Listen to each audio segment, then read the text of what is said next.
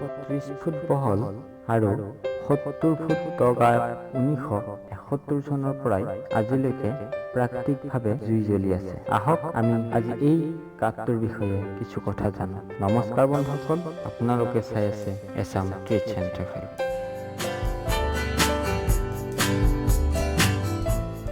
Door to the hell, যাক নৰকৰ দুৱাৰ বুলি কোৱা হয়।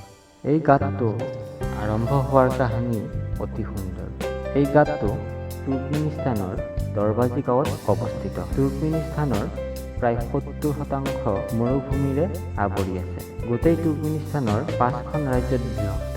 তাৰে দৰবাজী গাঁও থকা ৰাজ্যখন প্ৰাকৃতিক সম্পদৰে পৰিপূৰ্ণ। 1971 চনত বিজ্ঞানী কেইজনমানে এই ঠাইত তেল আৰু প্ৰাকৃতিক গেছৰ অনুসন্ধানত আহিছিল। তেওঁলোকে দৰবাজী গাঁৱৰ কাষত থকা এই ঠাইখিনি ড্ৰিলিং কৰাৰ কাৰণে বাছনি কৰিলে আৰু কেইদিনমানৰ ভিতৰতে ড্ৰিলিঙৰ কাম আৰম্ভ কৰিলে। কিন্তু ড্ৰিলিং কৰি থকাৰ কিছু সময়ৰ পিছতে এই সম্পূৰ্ণ ঠাইখিনি মাটিৰ ভিতৰলৈ সোমাই গৈ প্ৰায় 230 ফুট বহল আৰু 70 ফুট দ গাঁত এটিৰ সৃষ্টি হ'ল। এই দুৰ্ঘটনাটোত কোনো লোকৰ একো ক্ষয়ক্ষতি নহ'ল যদিও এই গাঁতটোৰ পৰা বহু পৰিমাণে মিথেন গেছ বাহিৰলৈ ওলাবলৈ ধৰে। মিথেন গেছ এবিধ অতি বিষাক্ত গেছ, যি গেছে জীৱ-জন্তু তথা পৰিৱেশৰ ওপৰত বেয়াকৈ প্ৰভাৱ পেলায়।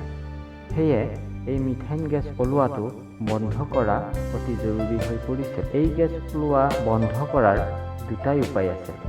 প্ৰথমটো হ'ল এই গাঁতটো পুতি পেলোৱা, নাইবা দ্বিতীয় উপায় হিচাপে এই গাঁতটোৰ জুই জ্বলাই দিয়ে, যি জুইয়ে এই মিথেন গেছবোৰ পুৰি শেষ কৰি। সকলে ভাবিলে যদি গাঁতটো পুতি দিয়া যায় তেনেহ'লে এই কামটো কৰিবলৈ বহু সময় আৰু টকাৰ প্ৰয়োজন হ'ব।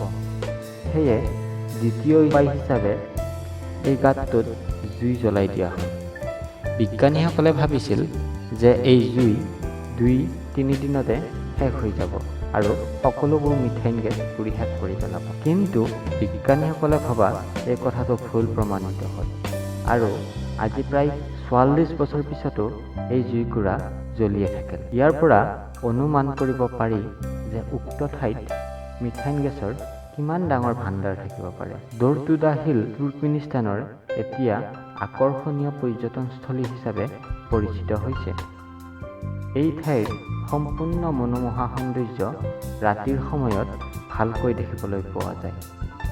প্ৰায় 4 কিলোমিটাৰ দূৰৰ পৰাই এই গাঁতটোত জ্বলি থকা জুইকুৰা স্পষ্টভাৱে দেখা পোৱা যায়।